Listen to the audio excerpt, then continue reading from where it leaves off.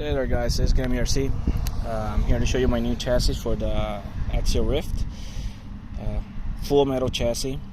It has extra mounting points for the shocks, both front and rear. There's 12 mounting points. You can use different angles and in or out, and also front and back.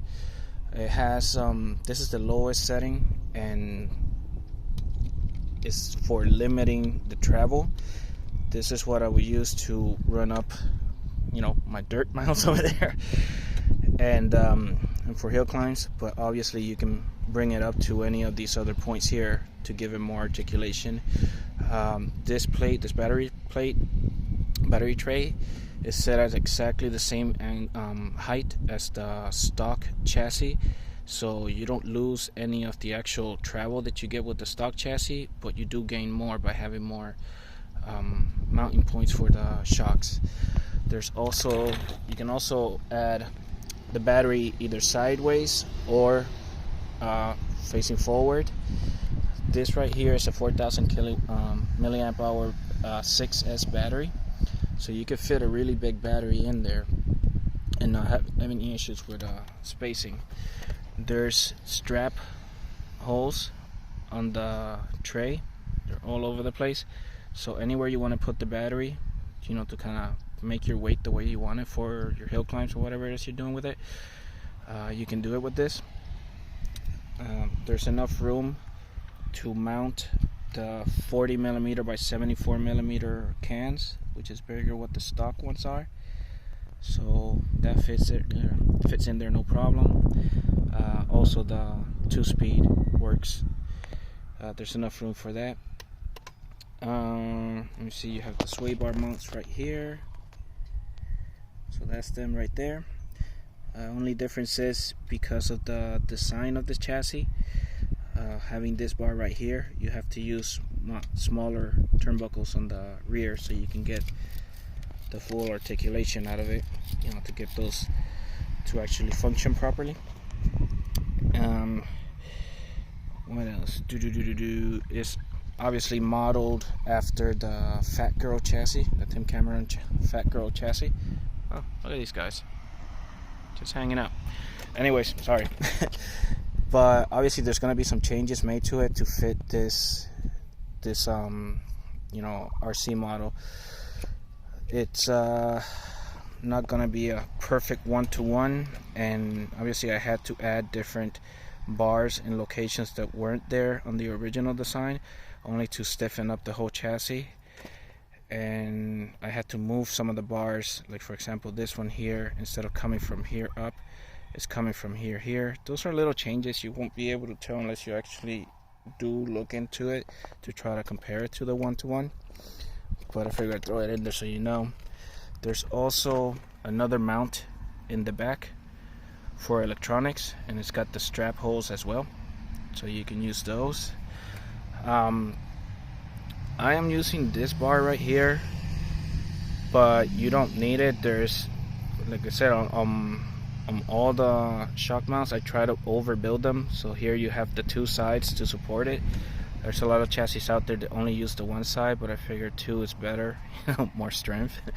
But this bar right here, I went ahead and added it to it so that I could tie all of it together and make it even stronger. With the chassis, I will be providing the longer bolts and nuts and sway bar mounts, which are these black pieces right here, and their bolts. And I'm also going to be providing the mount so that you can bring the transmission up and be able to use the larger can. Obviously, for using the larger can, you have to cut a little bit off the skid plate right in this area so that can fit in there, but this will bring it up high enough so that everything functions. And then right here, that's what you get. So that's the bolts, that's the sway bar mounts, and then these are the nuts and the bar for the first few orders, because I only think I have like 9 of these left, so I figure I'd throw them in there since I'm not using them. I'm only going to use this one, but everybody else is going to get that that, and of course the mount for the transmission. But I figured the first few orders, I think there's 9, so I guess the first 9 orders will get the bar as well. Okay, so let me explain. As you could tell, there is something missing in my transmission, and I left it open like this so you can see. This is what happens when you run a plastic transmission with a 6S and a 2000 kV motor, you know, at the highest level that the ESC can send out.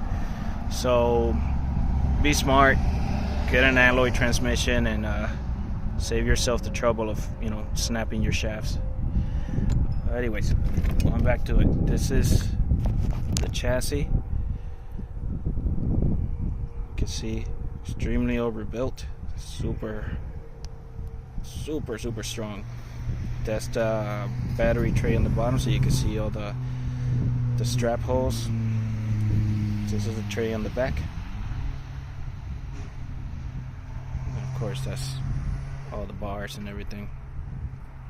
And like I said, this will bring the bolts, sway bar mounts, and then for the first few people that with the bar for the rear and transmission mount. I try my best to keep the price as low as possible, because I have to put like really big orders to bring that price down. This one right here, I guess I shouldn't have done this outside with all this noise. I'm pricing this one at $300 just so that I can get them, you know, moving. I'm gonna try to see if this goes well and I can sell enough of these.